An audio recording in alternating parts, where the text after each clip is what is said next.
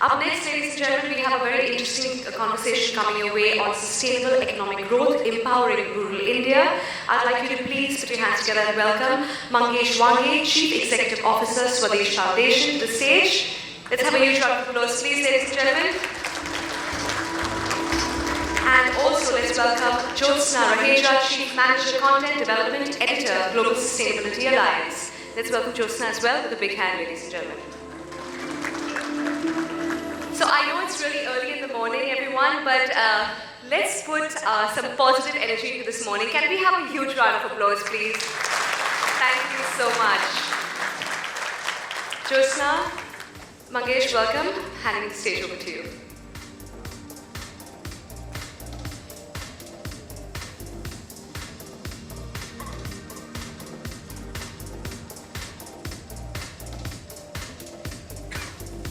Rebecca, for that introduction. Pleasure to have you here, sir. Happy. Thank you. Yeah, so I think we should start this conversation with an idea that we all are talking about sustainable development, but we rarely touch about its impact on rural communities. So none better than we have Mangesh with her today to talk about it, and that's where we start our conversation that how do you define sustainable development growth when it comes its impact on rural communities? Yeah, first of all, I'd like to congratulate ET now, ETH and GSA for organizing this very important session, and also to get rural in the beginning of the day, so compliments to you for that. Yeah, for sustainable development for me, economic development is to nurture, is to take care of planet, not just for future generation even, but even for our current generation too. To me, that is sustainable economic development, that is must. You must be facing certain challenges, and whenever we are reaching up to overcome those challenges, you want to talk about it, like how are we overcoming that in the rural communities and what impact it is creating. Yeah, so I'll just also go back to the first point about impact on rural communities and come to the challenge simultaneously. I think when we are talking of rural, let us understand the context. We all know 2/3 of population is from rural India. Half of our national income comes from rural India, and within that agriculture is, people think rural is agriculture, but in fact, if you look at about more than 60% comes from non-agriculture industries or services. So rural is definitely very important. And whatever is happening around environment, climate, or conflicts everywhere in the world, koi achhuta nahi hai isse, right? You look at not just global scenario, but also our nation, but the heat which is faced immediately by the rural community. They are dealing in agriculture, and we all think rural means Sundar Gaon, good atmosphere, everything. But that's where everything starts, right? And the impact is maximum there. The challenge, if you ask me, first of all, it is not about challenge in rural community. I think it is starting with us. In all our thinking and our action, where does rural fit in? So we have to get our thoughts and action first. When we are talking of ESG, is there something which is going to impact rural first? That is the first thing. Second, government has done great programs on Jal Jeevan Mission, Swachh Bharat, great. However, still our nation is so big, size of the problems are so big. It's still a major issue to be addressed to provide basic life services and quality in rural India. That is number one. Number two is also, which at Swades Foundation we often talk, and that drives us for our mission, is mental poverty. We all are aware of material poverty and resources. Mental poverty because of prevailing situations for so many years. An average rural household, for them it is lack of hope or lack of aspiration. So we have to overcome that. And as I said, they have to be part of ESG solution everywhere. So they need to first get their basic things right in place. So these are few issues and challenges we have to overcome. I agree that you rightly mentioned that it all needs from us. When we as individuals start thinking about bringing change, whether it implements rural communities or urban, the change will start. And very specifically mentioned about the rural communities, it's very well said, but now we all are working towards solution as we rightly started the conversation with. So I feel skill development is something which connects to rural development, rural communities a lot. So how do you feel that we are creating that manpower in rural communities and skill development is happening, and in fact that is being integrated with technology to bring the change we are looking at? Yeah, so Joseph, there are two parts to it. Number one, skilling is just one aspect. Coming back to the challenges which I was mentioning, and I think big action is being taken by government, but government can do only so much, right? What we believe at Swades Foundation is a holistic approach, wherein I think just now Mr. Atul also mentioned about LIFE program. Not just industry and consumer, to me it is a community which has to be part of the solution. So for us, it is holistic approach to development, in which community is at the center, and that is a real empowerment for which we have to work. And within that, when I talk of basic life services, a holistic model is access to clean drinking water, sanitation, health and education, and finally this environment, this entire economic development. And within economic development, if you look at rural India, there is one clear-cut vertical which is around farm-based livelihoods. Then there is non-farm livelihoods, and that's where the skill will fit in. Now, skilling is very interesting and very key area of focus for all of us to really look at. I'm sure that most of you would be aware that the percentage of graduates in India, as per NSO 2017-18, is around 10%. Graduation over the age of 15. Now, what we are looking at this problem, school dropout is another big issue. Our demographic dividend of young population, just imagine what kind of problem we have to deal with. And in rural, this 10% further drops to about 6%. So can we imagine the size of the problem? Now, even if graduates, we generally talk, graduates are not employable, right? And we are talking of both soft skills and hard skills. Now, with all this development happening, 4G, 5G, UPI, we have so many success stories which are happening in India. But let's not forget, there is a big challenge which has to be taken care, where household incomes of about 35-40% is less than 1 lakh rupees per annum. But skilling is such a powerful program, and we have done 5,000 youth skills training in rural Maharashtra. In 45 days, we make this youth hard skill and they get job either in an industry or they do self-employment. Augmented income in 1 year is 80,000 to 1,20,000. Now this is one example I am giving. Now see the changing scenario. As country is progressing, we are moving towards 5 trillion economy. The changes happening in all startup ecosystem, which is either health or edtech, it is going to have an impact on rural India. As Ayushman Bharat taking its penetration, the secondary and tertiary hospital services are going up in rural India. We need people to provide services in those emerging opportunities. So skilling becomes, whether it is low-end skill program or high-end, a huge opportunity. Solar, another, since we're talking of ESG, also these programs on drinking water, agriculture are solar powered. Mobile penetration is high. So we have got very good demand for skilling around solar repair, mobile repair. And just imagine the impact it is adding to the rural economy. And the youth, even if they don't want to, they want to shift to urban India, they are better prepared, right? So skilling is a very important focus area, but please look at holistically. It is not just about skilling to solve a problem. People will come to urban India and get income. We have to work at the roots and improve situation there and prepare the rural communities for emerging opportunities. So when you mentioned about the emerging opportunities, so I wanted to connect it, thinking it perspectively from a country point of view. Like when we say India and large population is rural, how do you think we can energize the energy of a youth by skilling in terms of fighting out certain challenges of employment and income generation? So let me tell you one real story. There are many stories I can share, but I'm sharing from our own work.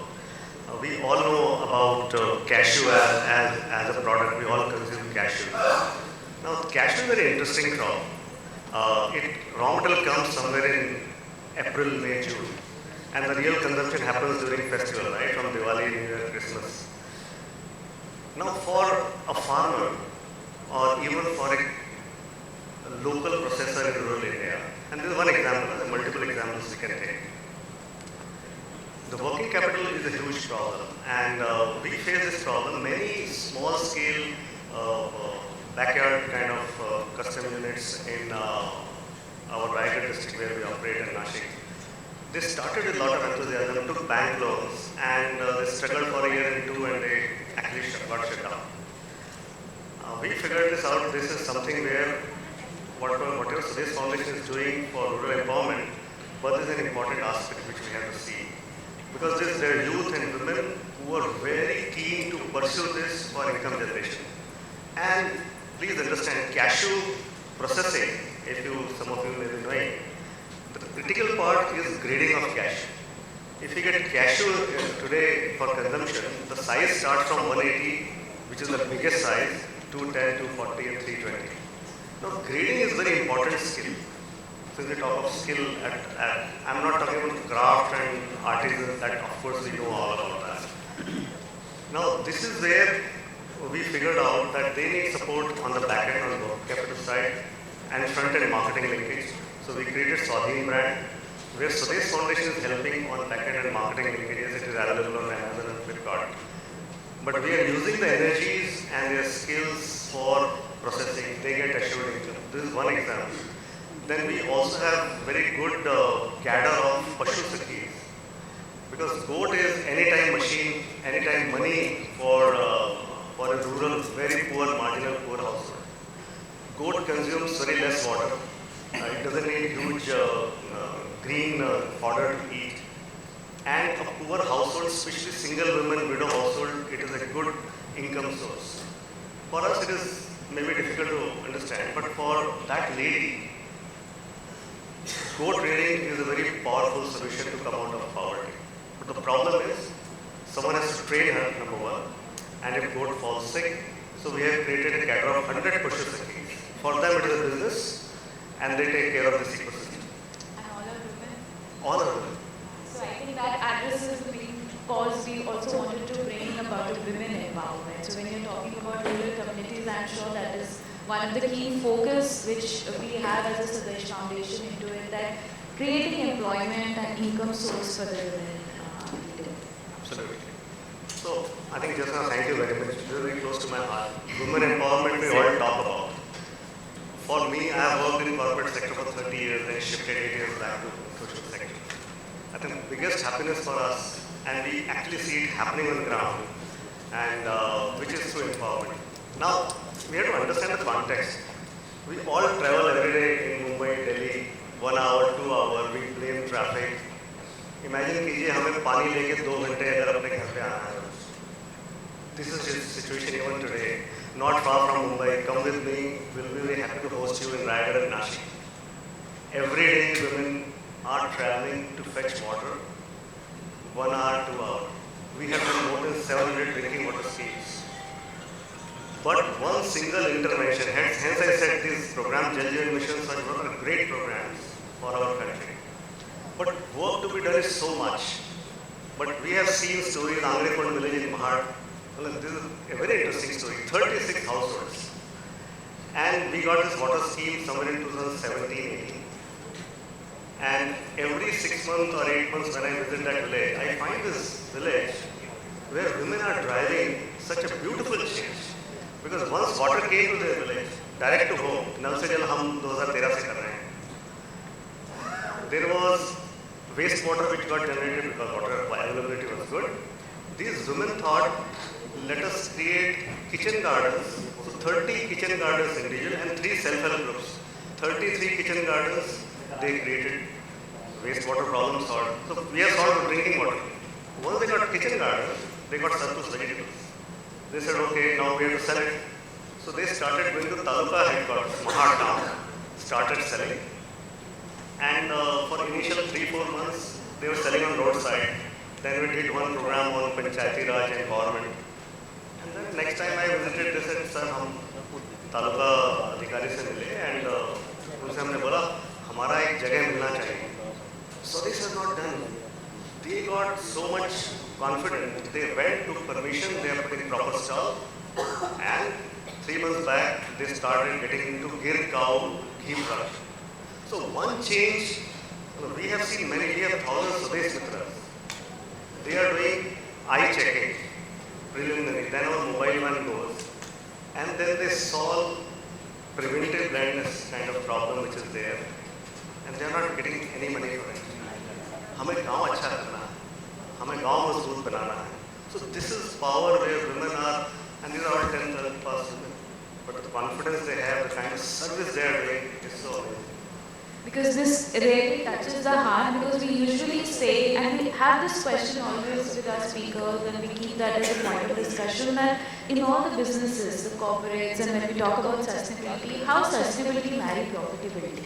If I have to ask that question to you, I am thinking what would be the answer from the perspective you gave the people who are working in rural communities toward that cause? Yeah, हम profit किसके लिए कमा रहे हैं, right? And how the sustainability will happen, because ESG has become important, but for ages India is known for its, we do puja, so many things, there are traditions. So sustainability of profit, there is a limit, right? We have to have equitable growth and balance growth. So unless that inclusiveness and equity is not there, we cannot sustain profit. And we can pick up results of any corporate. Have we seen consistent growth in profit forever? Never, right?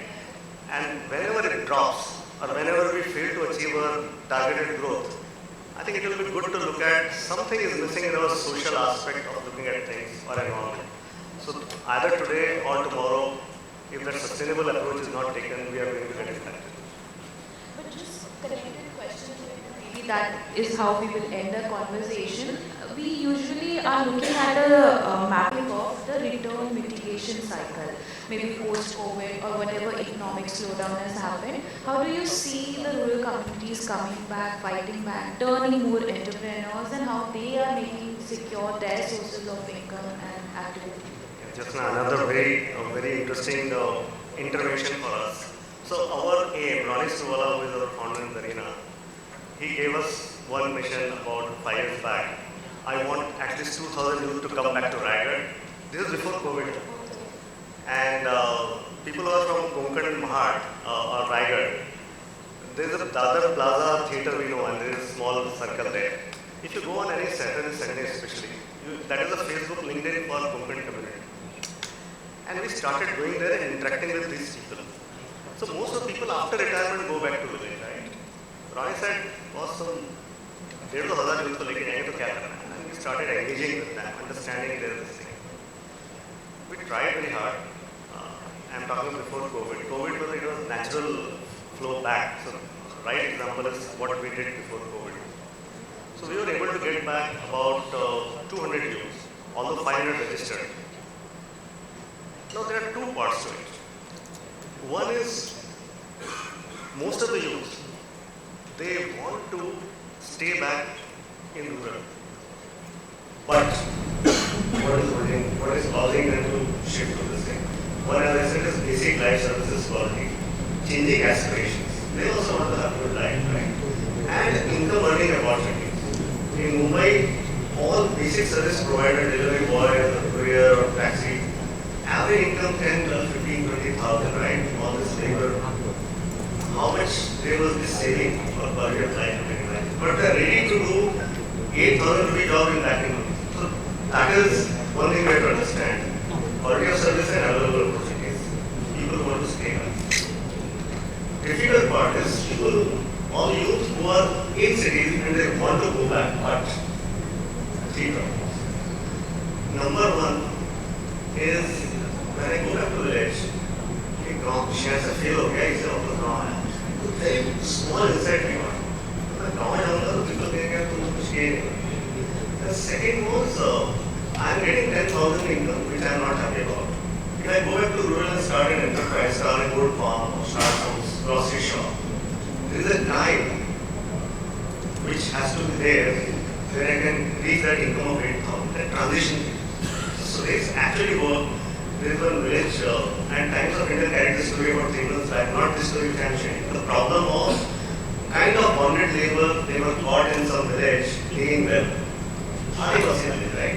They don't want to migrate. But the point is, when they come back, so we did this pilot, this story is about Chile Adivasi already in Suharat Taluk, beyond Imagika, about 20 kilometers. We can all go and see that village. So we took this as a model, because so this is all about creating a model of 360 development. So we said this Adivasi community, to support you for 6 months. You start a dairy or goat, 2 villages we have done. And we just gave them money for their basic sustenance of 6 to 8 months. I'm very happy to share today when we go back, Exim Bank is one of our supporters. And they were also surprised. And they said, how is the program ko padha karenge? But so this can do only so much. So it is a good where we can all join hands with government, with community, and handle this problem. People want to stay back, can we support them? People want to come back, can we create some transition income? And we have our heroes. हमको लसन गाँव में आपको कुछ सरपंच भी बने हैं हम 200 में से. You must be passionate about what they want in life, what they are doing.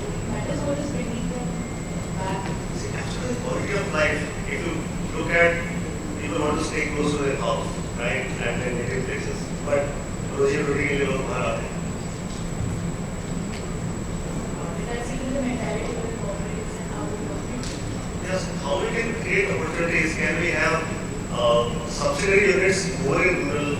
We can go a little slow, support them, because we go with productivity enhancement right from day one. There are factories fast, but I think we'll also have to optimize our expectations for startup, and these are basic stuff we cannot reach otherwise.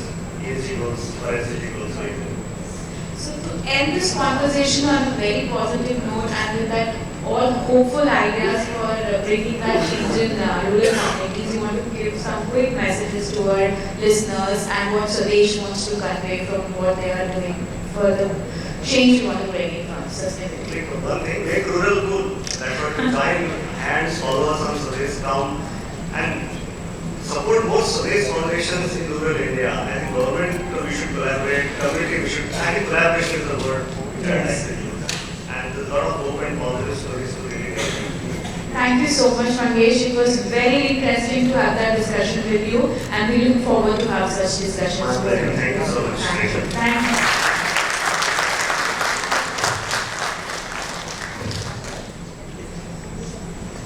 Ladies and gentlemen, can we have another round of applause, please, for Mangesh and Jyotsna? Thank you so much for that thought-provoking discussion on the importance of highlighting sustainable economic growth in rural India.